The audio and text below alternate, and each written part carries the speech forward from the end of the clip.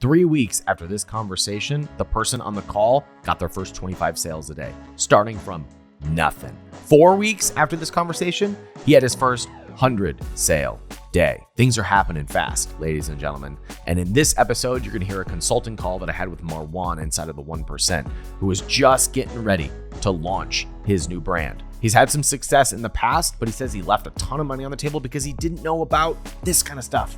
He didn't know about building a brand. He didn't know about the stuff that we talk about here on this channel. So in this episode, I set Marwan up for building the foundation of a business that can scale, that he can have an 8-figure exit on, and get this, he launches it 3 weeks later with stunning success. Here's the kicker that you'll want to know as you listen to this episode. Marwan built a very small audience that he could launch to. How big was that audience? Exactly 140 people.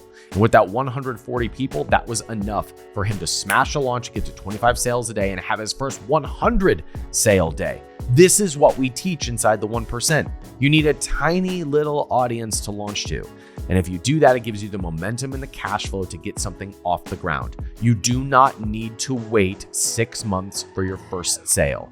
You need to make decisions as fast as possible and build a tiny little audience and then launch something. And if you can't do that in 90 days, we're moving too slow. Marwan does it 3 weeks after this call, and he's already pacing $1 million business. So this is our conversation that set him up to launch that business that is already screaming out of the gate. When you're ready for results like this, go to capitalism.com/1. You can find out what we do and apply to work with us inside there. Now let's go hear this case study with Marwan. Tell me a little bit about your previous brand. Yeah, so my previous brand is Baby Sunnies. It's basically the best-selling baby kids sunglasses in the US. Okay, and you didn't build an audience? No, nothing. Okay. I just launched on Amazon just with PPC. I didn't have anything. I didn't even have a Shopify store, no email list, nothing. Obviously, the brand name is Baby Sunnies. So, and what am I selling? I'm selling baby sunglasses. So obviously, I chose the product first, and then I built a brand around it, and then the person came last. The person is obviously parents, right? I know how to win on Amazon, and I know how to win on Amazon this time as well. So I'm not worried about the success of the brand, but I'm trying to do something that I didn't do before because I'm trying to achieve something that I didn't achieve before. That's right. And so you won on Amazon, but it made it difficult for you to have any other product that was not baby sunglasses. Yes, which limits your valuation, which limits your scale, your ability to advertise. 100%. And especially the valuation, because I sold it at 3x. I could have sold it at 5x if I had the audience and the email list and the brand, the person. First, I want to highlight that you didn't build an audience, but you still did great, right? So I want to honor that, but I also want to honor the fact that you recognize that the difference in doing this work that a lot of people avoid, including your younger self, could be the difference is millions of dollars. And 100%. So many people want to jump right to, how do I sell some shit? And we can answer that question. Marwan answered that question, and he did really well answering that question. But if you had a time machine, you would go back and tweak a couple things. The difference is millions of dollars. This is why I preach this stuff. So thank you for serving as such a good example and an echo of what I believe and teach. How can I help you build the foundation from the start this time? I'm having a very specific dilemma right now. So basically what I had in mind for audience building is the Diskello. Diskello is a penguin, which looks like a human. And I made a couple of videos, like an animation videos. And Diskello, I had this idea because I was insecure about me being Arab, me being brown, me having accent, me being fat, all that kind of stuff. I was insecure to be in front of the camera and to be the face of the brand. So I decided that I'm going to create like a fictional person, a fictional character, which is Diskello, the penguin. We're getting to a really specific question before we've really set up the target. So let's set up the target a little bit first. Tell me about the person that you're serving that you want to build an audience around.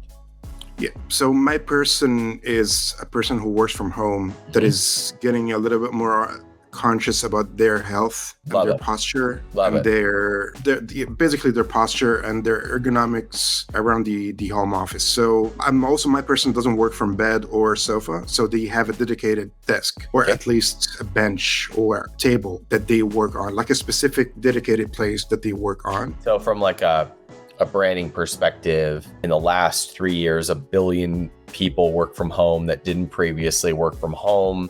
We now have all of these challenges of we work in our pajamas, we sit at the kitchen table, and so all of a sudden we have things like standing desks and special chairs and special mats. And there's this whole new industry in order to prevent and correct the issues that are happening from us sitting at really crappy desks and really crappy chairs. I'm that person as well, so I know my problem.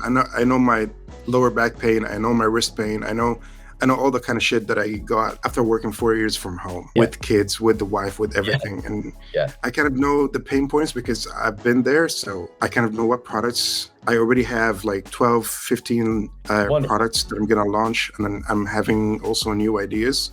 So my first product is a keyboard stand with a wrist rest. And actually, I took it maybe a little bit further when it comes to building this brand. So I got my person first, and then I got my brand values and what I want my brand to do. So yes, I got my person first, and then I got my brand. My brand message or value is I'm so tired of the whole disc accessories industry is either so expensive disc accessories, which are super high quality, or cheap stuff on Amazon that are really bad quality. And I wanted to fix that. I wanted to close that gap a little bit, and create products that are premium and at the same time affordable. Perfect. And it sounds like your question is more over the specifics of how you go about doing that. And my question is actually even a little bit more specific. Okay. So I'm building a YouTube channel, and now I decided that I'm gonna put myself on the channel, and instead of only the scale of the penguin animation, I'm gonna be there as well. But my question is, would you think the best thing to do is to have a separate channel just for Marwan, like Marwan channel, just like Ryan Daniel Moran channel that is helping people with their productivity, with their home office work, with their entrepreneurship journey? Or do you think I should put everything under the Skillo umbrella? Yeah. Keeping in mind that I'm building this brand to sell it exactly as the last brand and exactly as the next brand, because this is once you do it, this is exactly what you do, right? Well, you keep building brand, growing it, and selling it. I will tell you what my experience has been. My experience is that if you're building to sell, keeping all branded things on a separate channel is best. However, I have also experienced that it is very difficult to maintain energy and enthusiasm on 2 different channels when neither of them has taken off. It's a big mental hurdle to try and consistently post on 2 new places rather than just go all in on one. So it would be my suggestion that you go all in on the branded YouTube channel. And then when you want to start your personal brand, you do that later as the founder of this company, but that you separate them later. Right. I do think most people would rather hear from, especially on YouTube, would rather hear from you than an animated character. I think animated characters are great for ads. If you were to do a funny cartoon about people who work from home, that's great, But for your stage of the business, I would do it personally at the beginning, unless you have a very good reason not to. Perfect. That's all I needed to hear. So, because I was so afraid that later on, maybe when I'm selling this brand and I'm still the face of the Skillo, I'm still the part of the YouTube channel, but I want to sell, for example, 100% of the company, not like stay on board with 20% or shares. So if I want to get like really out of the company, would that affect the valuation because I'm not part of the deal, because I'm not part of the YouTube channel, and the YouTube channel is part of the business? The only reason why that would limit your valuation was it'd be if the business was very highly dependent on the YouTube channel. Alex Hormozy sold 100% of Gym Launch, or it may have been 80%. He sold almost all of Gym Launch while he was the face of Gym Launch, because the product did not require Alex. The only place that he needed to be replaced was the ads. You can replace yourself as the face of a business or of content. You can do it pretty straightforward. You just know that you need to plan for that. So I think it is okay for you to be the face of that, knowing that eventually you're going to make a pivot, but you're not going to let that prevent you from going all in on service to your person for quite some time. I mean, there may come a day that Ryan Daniel Moran is replaced as the face of capitalism.com. But that doesn't restrict me from showing up how I need to show up in order to build this company. Thank you, brother.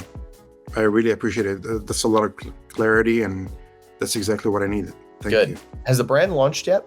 So I pre-launched. I got a little bit of pre-sales. Yeah, good. To be honest, only from people in the group, in the 1% group. Okay, so it was you didn't have an audience at all. You just kind of posted about it in the 1%. No. I just started posting on YouTube like a week ago, and again, I'm doing the same thing.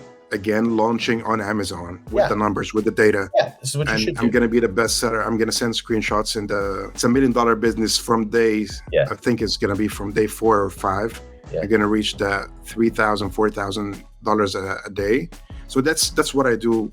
That's what I'm really good at. But this audience building, I want to do it, but I don't want to wait a year for me to have solid audience and then launch. I want to launch and do things right and build an email list and have a person. So here's, but at the same time, still make money on Amazon. You know, this is the good news that you will really understand, and that I think will help this click for you. In your market, how many sales make a product a top 10 seller? In this specific market, it's around 5,000 to 6,000 units a month. Okay. In this specific product, I mean, not the market.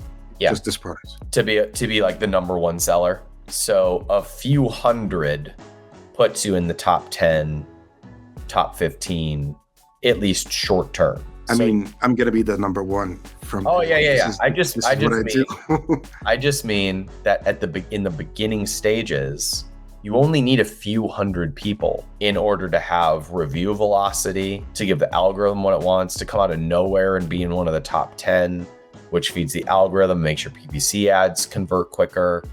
So I don't have the biggest audience in the world, right? But I have a very responsive audience because I do things like this. And so when you realize that you don't need that many people to care about what you're doing, then it sort of sets you free to go all in on the audience building stuff that actually works. So I'm thinking about scaling. If I were you, I would probably start a Facebook group that did office hours together. That said, hey, we're going to group you into different Zoom rooms. And in those Zoom rooms, we're going to be people who work from home that live in Virginia. And we're going to do work from home for people who are in the internet marketing industry. And we're going to do work from home office. And you just group people into little office hours. And you build a little community of people who are just working together from home. You do it like a digital co-working. That's brilliant. And and you see the difference there is that you are targeting a person, not a product. Like that is such a beautiful distinction between the person you're targeting works from home. Most people would say ergonomic keyboard, people with wrist problems. That's my person. But we go one layer out, we say it's just people who work from home. What do they need the most? They need community and connection. They need to feel less alone. So let's do a free group, or you make a donation to a charity in order to get lifetime access to this group. And then we do little breakouts. And when our product starts selling really well, we might have a community manager who is our first employee, who's just like doing cool things in the community and like grouping people together and creating co-working hours and happy hours. And so we have this great community of people, and then our products just catch fire like that. Man, that's a lead magnet actually. That's something that I can put some little bit of advertising cash into. Yeah. And create, just instead of the ebook that I'm gonna release hopefully tomorrow. The posture, but I can also do. Do you feel lonely working on your own? Do you want to be in a like a digital virtual workspace? Yeah. Work with other people, and then you could start doing geo targeting. It's like, do you work from home from Texas? So do we. Yeah. Come and hang out. Let's have like one person from Texas to manage some meetings there. One person from California. One person from. That's right. And this is good stuff. Thank you. If you were to do that, I would invest in this company tomorrow. You build an audience of people that works from home, and you have your Amazon experience. That's a home run. It's a home run business right there. Thank you, Ryan. You don't need to have everything figured out. You don't need to have everything perfect. You don't need to have a big audience. You don't need to have influencer relationships. You don't need to have the perfect product idea. You don't need to have experience doing this before. You just need to make decisions. You need to make decisions as fast as possible. Who's the person that we're going to serve? What's the first product? Can we set a launch date? Can we pre-sell this? Can we build a tiny audience of about 100 people so that we know that we're going to make a sale? We can do all of that in 30 to 90 days, have our first sale, and build the foundation for getting to 25 sales a day, which then we just need to repeat 3 more times until we have $1 million business. That's the playbook. That's the formula. Now you know everything that you need to know to launch $1 million business. It's just a matter of making those decisions, being in alignment with them, and taking the actions to be able to build that thing out. If you want some help, come do what Marwan did and join the 1%. You can find out what we do over at capitalism.com/1. This is our mentoring community where we're working alongside you to help you build $1 million business, or at least get a product to 25 sales a day so you can repeat it 3 times and then get to 7 figures. So that's capitalism.com/1. Fill out the form. We'll see if we can help, and we'll see you inside of that mentoring community. You can start getting results like a lot of our students. Results may vary. Past performance is not indicative of a future success. And I'm some idiot that you follow on the internet. I just make millionaires. Thanks for watching.